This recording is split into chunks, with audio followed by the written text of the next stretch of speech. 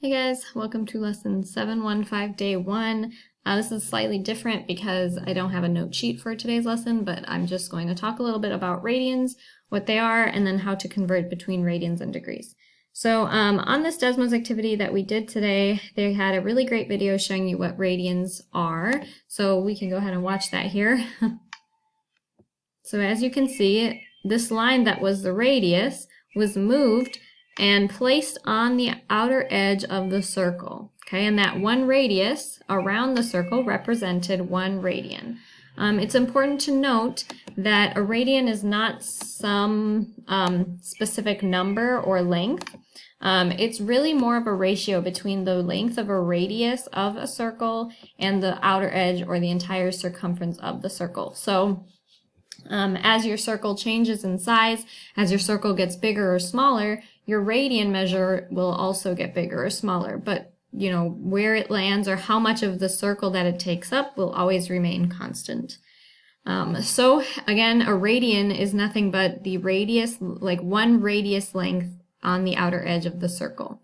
So we talked about how, right here on this Desmos slide, that 6 radians isn't quite enough to complete the entire circle, right? As we took 1, 2, 3, 4, 5, 6 radius lengths around the circle, we still had a little bit left, and we realized that this ended up being about 6.28, which is about 2 pi. And we also talked about how to get half of a circle. We went to 3 radians, and then there was a little bit left. And this is exactly what pi is, right? Pi, the number 3.14, 159, blah, blah, blah. Around 3.14 radians is how many of these radius lengths will fit in exactly half of a circle. All right, so the full circle would be 2 pi.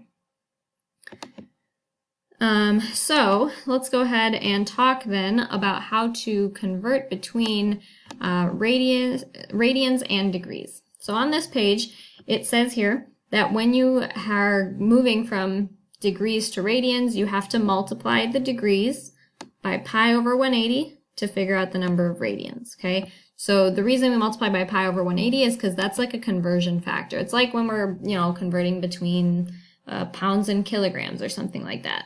So if we know that there is 180 degrees in pi radians, we can use this as our conversion factor.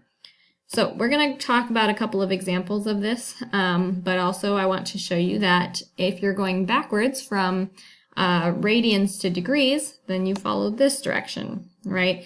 This time you multiply by 180 over pi instead of pi over 180, and I'll explain that a little more as we do an example. All right. Okay, so let's go ahead and do a couple of example problems, and so that way we can kind of get the hang of going between radians and degrees, because both are ways to represent angles on the unit circle. So let's say I have 5 pi over 6 radians and I want to change it to degrees. So first of all, because I know that I'm trying to go from radians to degrees, let me just note that my conversion factor is going to be 180 over pi. Okay? So I know this is what I'm using, and I also know that I have to multiply by it. So we're going to say, all right, 5 pi over 6 times 180 over pi. A way for you guys to remember that we have to do 180 over pi when we're going to degree mode is because degrees never has a pi in it. And so with this method, we can go ahead and just cancel out the pi's because one's on the top, one's on the bottom. It's pretty convenient. So then we're like, okay, this is the same thing as just doing 5 times 180 all over 6. Because, you know, when you're multiplying fractions, you just go directly across. So we can go ahead and get our calculator and just calculate that. So 5 times 180, that gives us 900, and we divide it by 6 to get 150. So this tells us it is 150 degrees. So 5 pi over 6 radians is equal to 150 degrees. All right, on to the next. Now again, we're going to degrees from radians. So let's note right away that we're going to multiply by our conversion factor, 180 over pi, just like the last one. So in this one, we'll say, okay, 2 pi over 3 times 180 over pi. And so our pi's will cancel. So we end up with 2 times 180 over 3. This equals 360 over 3.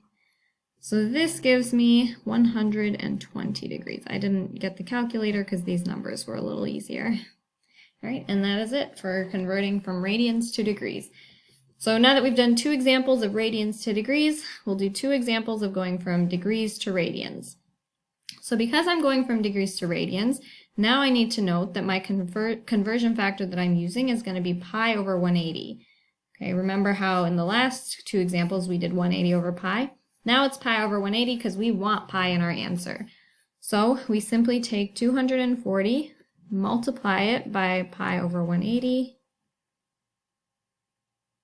Okay, now what I want you to notice that this is essentially just dividing by 180, because another way to write this is 240 pi over 180. And I want you guys to completely ignore this pi in your calculations, and then just bring it back when you go to write your final answer. So 240 divided by 180 equals 1.333.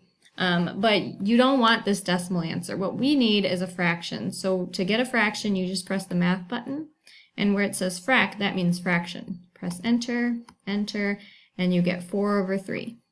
So this is equivalent to 4 pi over 3. See how I just took the 4/3 and then I just stuck the pi back in there.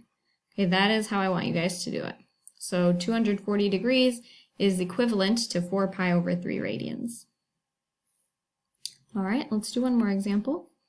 315 degrees to radians. So I know that I'm going to be using the conversion factor of, pi over 180. So I'll take my 315, multiply it by pi over 180.